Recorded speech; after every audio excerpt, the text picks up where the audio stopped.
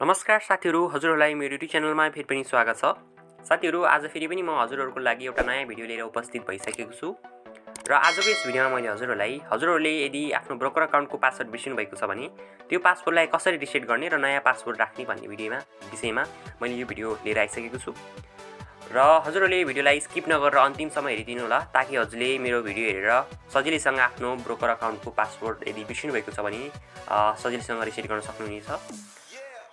साथीहरु, सबैभन्दा पहिला हजुरहरुले आफ्नो मोबाइलको जीमेल एपमा चाहिँ हजुरले आफ्नो जीमेल आइडी ओपन गर्नुपर्ने हुन्छ।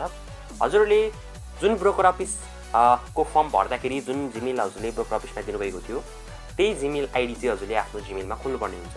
किनभने हजुरले जुन जीमेल आइडी हजुरले ब्रोकर अफिसलाई दिनुभएको थियो त्यसै आइडीमा चाहिँ हजुरलाई त्यो ब्रोकर अफिसबाट चाहिँ एउटा रिसेट लिंक पठाइन्छ र हजुर त्यहाँबाट गएर आफ्नो पासवर्डलाई रिसेट गरेर नयाँ पासवर्ड राख्न सक्नुहुनेछ। त्यसैले सबैभन्दा पहिला हजुरले आफ्नो मोबाइलमा जीमेलमा चाहिँ हजुरले आफ्नो जीमेल आइडी एड गर्नु होला। र त्यसपछि सेकेन्ड स्टेपमा चाहिँ हाम्रो हजुरले गुगलमा जानुपर्ने हुन्छ सबैभन्दा पहिला। र गुगलमा गइसकेपछि हजुरले सिम्पली आफ्नो ब्रोकर अफिस नम्बर टाइप गर्नुपर्ने हुन्छ। सिम्पली हजुरले आफ्नो ब्रोकर अफिस नम्बर यहाँबाट टाइप गर्नु होला। र हजुरले आफ्नो ब्रोकर अफिस नम्बर टाइप गरिसकेपछि नेक्स्टको यहाँ टिएमएस आउँछ हजुरको ब्रोकर अफिस नम्बरको, हजुरले सिम्पली त्यसमा ट्याप गर्नु होला र लगइन पेजमा चाहिँ हजुरहरु जानुहुन्छ। र लगइन पेजमा हजुरको ओपन भइसकेपछि सिम्पली हजुरले यस्तो ड्याशबोर्ड देखाइन्छ, अगाडि नेम, पासवर्ड, क्याप्चा भनेर। अभियसली हामीलाई त आफ्नो पासवर्ड थाहा छैन, हामीले पासवर्ड बिर्सिसकेका छौं। त्यसैले हामीले चाहिँ खास यसमा पासवर्ड फरवर्ड गर्नको लागि हामीले फरवर्ड पासवर्ड गर्नुपर्ने हुन्छ। किनभने हामीले त यहाँ अब पासवर्ड नथा पाएर हामीले पासवर्ड रिसेट गर्न लागिरहेका छौं। त्यसैले हजुरले सिम्पलीलाई स्क्रोल डाउन गर्नु होला र यहाँनिर हजुरले फरवर्ड पासवर्ड लेखेको अप्सन देख्नु भएको छ होला। हजुरले सिम्पली फरवर्ड पासवर्ड लेखेको अप्सनमा ट्याप गर्नुपर्ने हुन्छ साथीहरु। फरवर्ड पासवर्ड लेखेको अप्सनमा ट्याप गरिसकेपछि हजुरले यहाँनिर इमेल र युजर नेम लेखेको अप्सनहरु देख्नुहुन्छ। हजुरले यो युजर नेम लेखेको अप्सनमा चाहिँ हजुरले सिम्पली जुन ब्रोकर अफिसबाट हजुरलाई जुन ब्रोकर अकाउन्टको नम्बर दिएको थियो त्यो हजुरको आफ्नो ब्रोकर नम्बर चाहिँ हजुरले यसमा राख्नुपर्ने हुन्छ।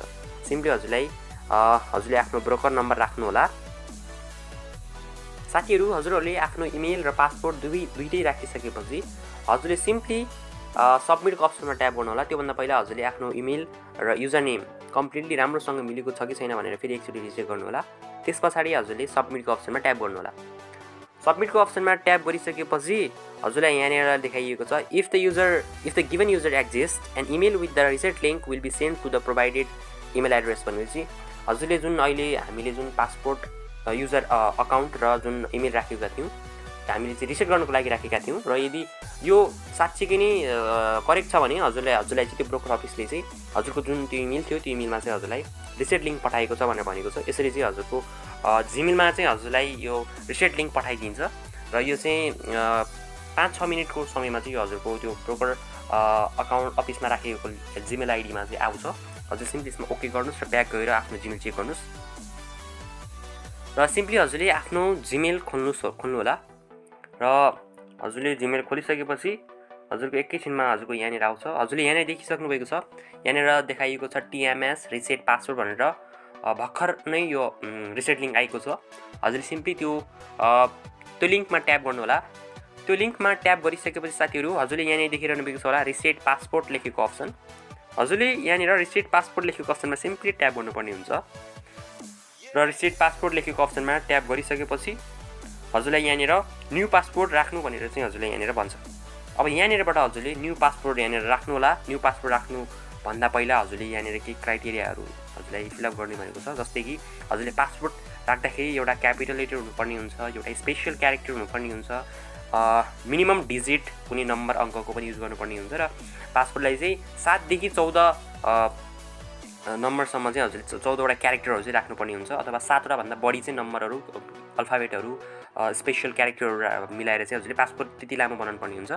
र हजुरले सिम्पली यहाँनिर न्यू पासपोर्ट राखिसकेपछि त्यो न्यू पासपोर्टलाई फेरि पनि हजुरले कन्फर्म न्यू पासपोर्टमा गएर फेरि त्यहीलाई चाहिँ सार्नु पर्ने हुन्छ।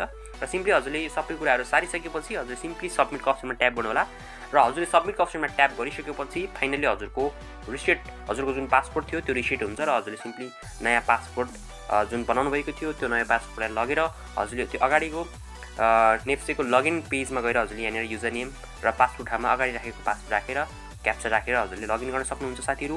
यसरी चाहिँ हजुरले आफ्नो ब्रोकर अकाउन्टको नम्बर यदि ब्रोकर अकाउन्टको पासवर्ड यदि हजुरहरूले बिर्सिनु भएको छ भने सजिलैसँग यसरी त्यसलाई ओभरकम गर्न सक्नुहुनेछ। र हजुरलाई यो भिडियो कस्तो लाग्यो, यदि हजुरलाई साँच्चीकै नै यो भिडियोले सहयोग गर्यो भने हजुरले मेरो युट्युब च्यानललाई सब्स्क्राइब गर्न नबिर्सिनु होला र नजिकै रहेको बेल आइकनलाई पनि प्रेस गरिदिनु होला, किनभने आगामी दिनमा यस्ता भिडियोहरू फेरि पनि आइरहने छन् जसले गर्दा हजुरले सजिलैसँग नोटिफिकेसन प्राप्त गरेर त्यस भिडियोको आनन्द लिन सक्नुहुनेछ भन्दै आजलाई भने बिदा हुन्छु। हस् साथी, धन्यवाद।